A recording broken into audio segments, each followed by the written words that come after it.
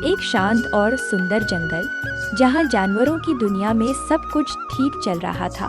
लेकिन फिर एक सुबह कुछ ऐसा हुआ जिसने सबकी नींद उड़ा दी। एक दिन एक बकरी की हत्या हो गई। उसका शव नदी किनारे मिला। पूरे जंगल में सनसनी फैल गई। राजा शेर ने ऐलान किया, जो भी इस हत्या का रहस्य सुलझाएगा उसे इनाम मिलेगा और मेरी अदालत में ऊंचा पद मिलेगा। सब जानवर डर के मारे चुप थे। तभी सामने आई लोमड़ी नीरा, जो चुपचाप सबका व्यवहार देख रही थी। नीरा ने कहा, मुझे 3 दिन दीजिए, मैं सच सामने लाऊंगी। नीरा सबसे पहले गई भेड़िए के पास, जो बकरी का पड़ोसी था। उसने कहा, मैं तो सो रहा था, पर नीरा ने देखा कि उसके पंजों में कीचड़ के निशान थे, जबकि वह कह रहा था कि वह घर से बाहर ही नहीं गया। दूसरा दिन नीरा पहुंची गिद्ध के पास। वह शव पर मंडरा रहा था।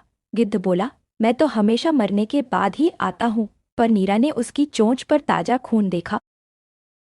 तीसरा दिन नीरा गई बंदर के पास, जो सबसे ज्यादा शोर मचाकर न्याय मांग रहा था।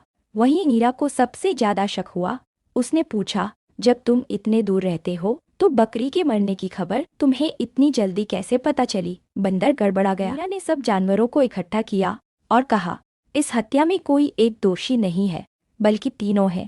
भेड़िया ने झगड़े में बकरी को घायल किया, गिद्ध ने अधमरी बकरी को खा लिया और बंदर ने सच छुपाया ताकि अपनी लड़ाई से ध्यान हटा सके। शेर दहाड़ा, तीनों को सजा दी जाएगी। भेड़िए को जंगल से बाहर किया जाएगा, गिद्ध को अब जंगल में शव पर बैठने की इजाजत नहीं होगी और बंदर को 1 साल तक जंगल पंचायत से निकाला जाएगा।